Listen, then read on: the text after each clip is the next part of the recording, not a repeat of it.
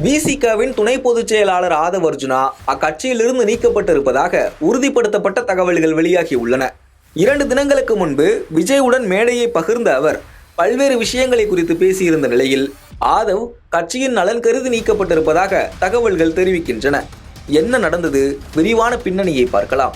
ஒரு தண்ணீர் தொட்டியில மலத்தை கலந்துருக்காங்க. ஒரு வாரமா அந்த தண்ணியை குழந்தைகள் குடிச்சிட்டு இருக்காங்க. ஆனா இன்னைக்கு வரைக்கும் நம்மளால கண்டுபிடிக்க முடியல. அடிப்படையில் தேர்ந்தெடுக்கப்பட்ட ஒரு எம்எல்ஏ, ஒரு அமைச்சர், இதுதான் காரணம், வேற எந்த காரணமும் கிடையாது. 1,40,00,000 பேர் தலித் மக்கள் இருக்காங்க. அதுல ஆதி திராவிட மக்கள் 92,00,000 பேர் இருக்காங்க. ஆனா அவங்களுக்கு ஆட்சியிலும் பங்கு, அதிகாரம் பங்கு கொடுன்னு கேட்டா தப்புன்னு சொல்றாங்க. தமிழக மக்கள் புதிய அரசியலை உருவாக்க முடிவெடுத்து விட்டார்கள். எல்லோருக்குமான தலைவர் அம்பேத்கர் புத்தக வெளியீட்டு விழாவில் தாவேக தலைவர் விஜயுடன் மேடை ஏறிய விசிக துணை பொதுச் செயலாளர் ஆதவ் அர்ஜுனா பல்வேறு விஷயங்களை குறித்து பேசினார். குறிப்பாக தமிழ்நாட்டில் மன்னராட்சி ஒழிக்கப்பட வேண்டும் என்றும் பிறப்பால் முதலமைச்சர் உருவாக்கப்படக்கூடாது என்றும் வெடித்து பேசினார். புத்தக வெளியீட்டு விழா ஓராண்டுக்கு முன்பே திட்டமிடப்பட்டு இருந்தாலும் திமுக கூட்டணிக்குள் குழப்பம் ஏற்படும் என்பதால் நிகழ்ச்சியில் பங்கேற்பதை தவிர்த்திருந்தார் விசிக தலைவர் திருமாவளவன். எனினும் புத்தகத்தை உருவாக்கிய வாய்ஸ் ஆஃப் காமன் நிறுவனரும் விசிகவின் துணை பொதுச் செயலாளருமான ஆதவ் அர்ஜுனா பங்கேற்று உரையாற்றியிருந்தார். சுமார் 25 நிமிடங்களுக்கு நீண்ட அவரது உரை ஒரு கட்டத்தில் திமுகவை கடுமையாக விமர்சிக்கும் வகையில் அமைந்தது. திமுக கூட்டணிக்குள் இருக்கும்போதே விமர்சித்து பேசியது அரசியல் களத்தில் பரபரப்பாக மாறியுள்ளது. இதையடுத்து மேடையில் பேசிய தமிழக வெற்றி கழகத்தின் தலைவர் விஜய் மக்களின் பாதுகாப்பை உறுதி செய்யாமல் கூட்டணி கட்சிகளை மட்டுமே நம்பி இருமாப்புடன் 200 வெல்வோம் என்ற திமுகவின் கூட்டணி கணக்கை மக்களே மைனஸ் ஆக்கி விடுவார்கள் என்று விமர்சித்தார். மத்திய மாநில அரசுகளை விமர்சித்ததோடு திருமாவளவன் பங்கேற்காதது குறித்தும் பேசினார்.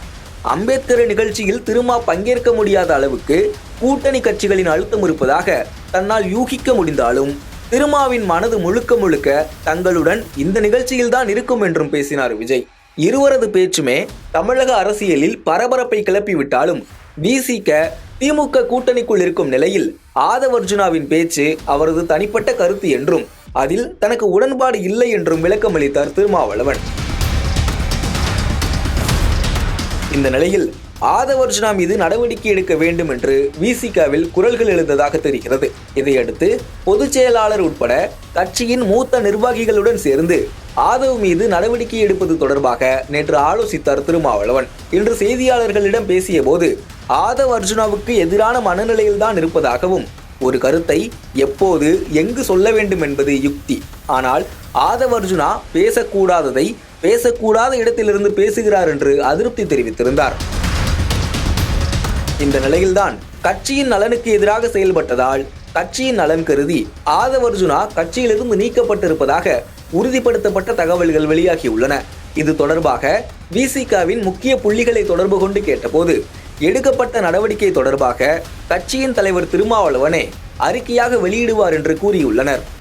இந்த நிலையில் தற்போது செய்தியாளர்களை சந்தித்து பேசிய திருமாவளவன் ஆதவ் அர்ஜுனா கட்சியில்தான் இருக்கிறார் என்றும் ஒரு முறைக்கு 2 முறை பரிசீலித்த பிறகே அவர் மீது நடவடிக்கை குறித்து முடிவு எடுக்கப்படும் என்றும் கூறியிருப்பது குறிப்பிடத்தக்கது.